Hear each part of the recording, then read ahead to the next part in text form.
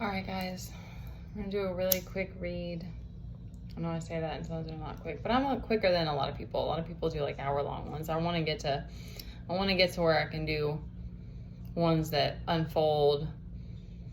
Um, uh, but I like the laying them out first and letting it kind of come to me.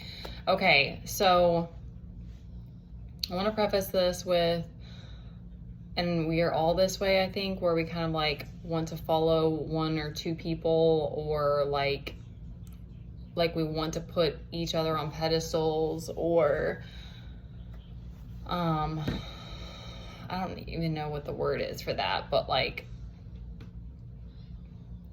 I think because we have this devotion part of us and like this desire to worship, but it's like we're not meant to worship each other. I mean, there's a time and a place for that if you're into that kind of thing, you know what I'm saying? But I had to lighten it up a little bit.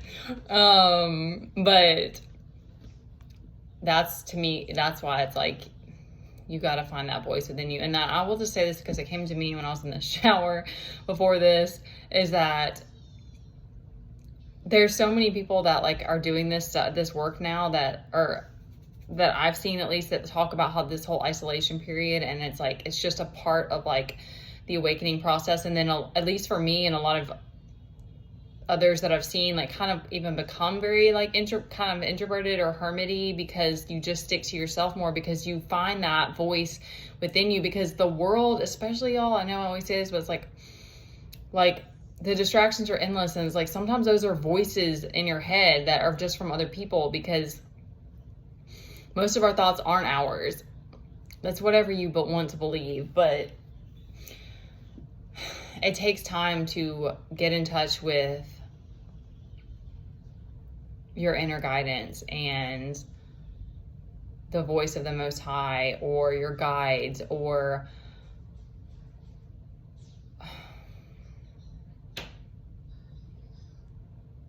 but what you realize is that that's what you want to follow above everything else, because it's like you'll be manipulated again and again and again. You're like, okay, eventually you're like, I don't want to do that. I don't want to deal with it anymore. And it's not that you can completely avoid it, but you're just like, because you value yourself more. You're learning along the way how to like love yourself and take care of yourself and all these things. And then you're like, it's just kind of all follows together. We're walking each other home.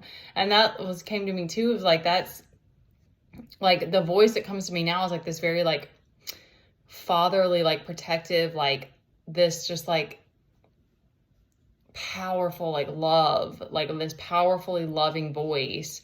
And there's still times where it feels a little bit crazy, because I'm like, all right, like I'm like kind of talking to myself or like listening to it, but it's kind of like you think about like we're living in an illusion, more or less. And so it's like you start to see it, I put that in that post earlier about the glitch in the matrix. Like you start to see it all the time, but it's like, that to me is why it's like you're going to want that inner guidance, that inner stability, because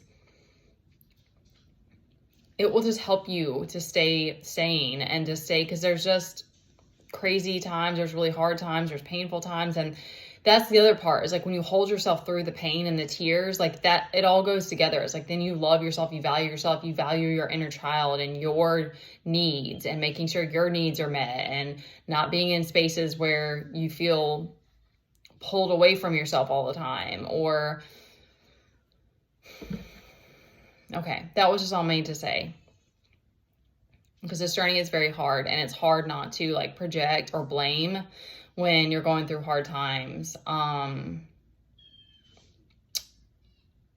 or to take your anger out. Okay. I'm losing energy quickly, so let's try to wrap this up quick. So, we had Eight of Pentacles reversed. So there's like a feeling of like a lack of purpose, or a lack of drive is what I'm getting, like a lack of motivation.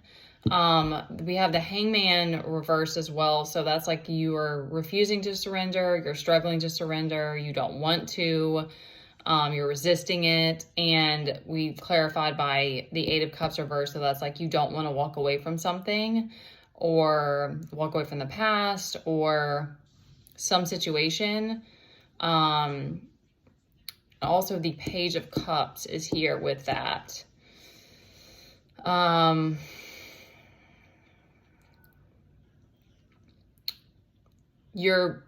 You still want your cup.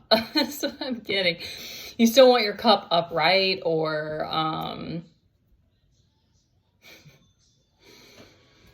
you still want your prosperity. You don't want to give up. There's just something that you don't want to give up on. And we have the Knight of Swords. So again, you're using your mind to deal with whatever is going on. We also have the Devil out here, clarified by the Nine of Swords. So it could be that you're just so burned out that you're falling back into like old patterns, which again, that's just like over and over and over and over until you like really are like, okay, I want to follow my inner voice now. I want to do whatever I have to do to have peace.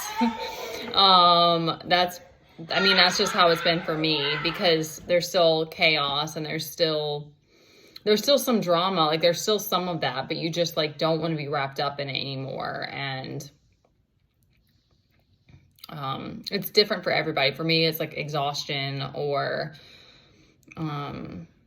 not having time to do not having time for my mind to like ponder. Like I just need that time, and then like time for creativity, which is like to be creative, you need that space for it to like foster. And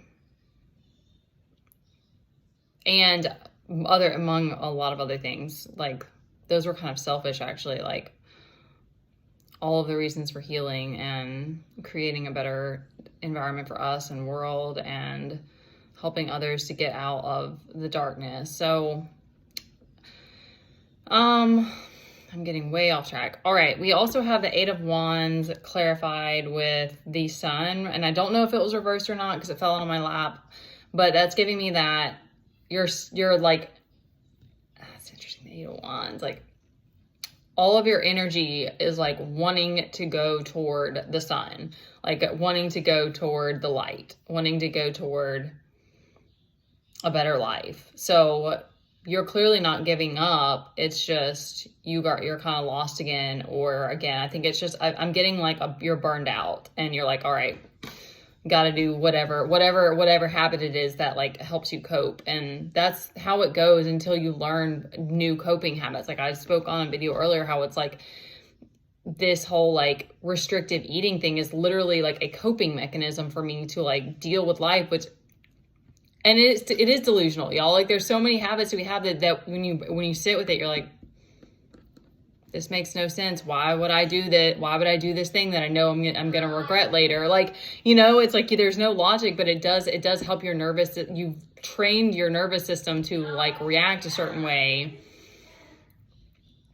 It does something for you temporarily, but it may be like a day or two later you regret it, or you know what I mean? So, it takes a lot to build these new habits and to trust that they're going to it's going to be better. But it's just like, for me, like energy, it's like having enough energy and feeling good and stuff like that, which is like, that should be a normal thing. That's what's so sad, is that it's like, it should be that we all want to see each other happy and like living a good life and, healthy. But that's actually, for a lot of us, self-love and self-care are things we have to learn, how to take care of ourselves, and our bodies take a lot. And sometimes we need to stretch ourselves too. Like we need to push our limits too. And, okay.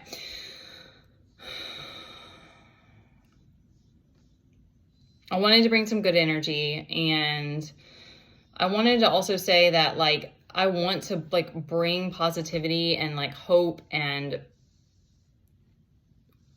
sometimes it's what energy is coming at me. So a lot of times I'm going off of the energies that are coming to me, but these are just meant to be with a grain of salt. Like these are just meant to be if it resonates for you. And I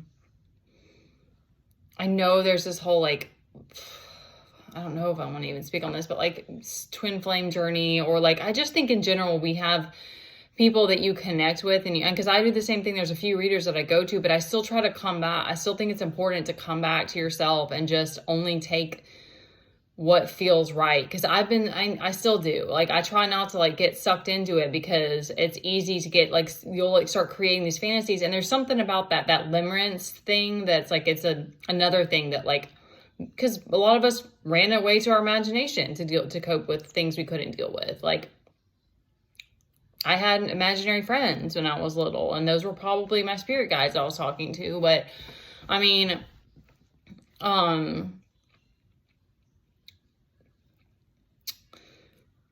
it's just, the imagination is as much of a gift as it is a curse, like, so it's okay, if that's something that I think those of us, and I think it can be something that you can turn into something very beautiful, because I know for me, like, I want to be like, I want to be like the devotee. Like, I want to be that like person, but it's like that part of me, that over hyper passion has actually been the thing that's drove me to being crazy, and has drove me to be overreactive, and that imbalance actually is not good. So we gotta keep trying to find that balance and like chill out and enjoy life. Cause like, that's been coming to me lately, is it's like, if I'm not doing things to be happy, like I'm not in a place to be up here doing this, because I'm possibly leading other people the wrong way. And it is what it is. Cause again, everybody is on their own journey, but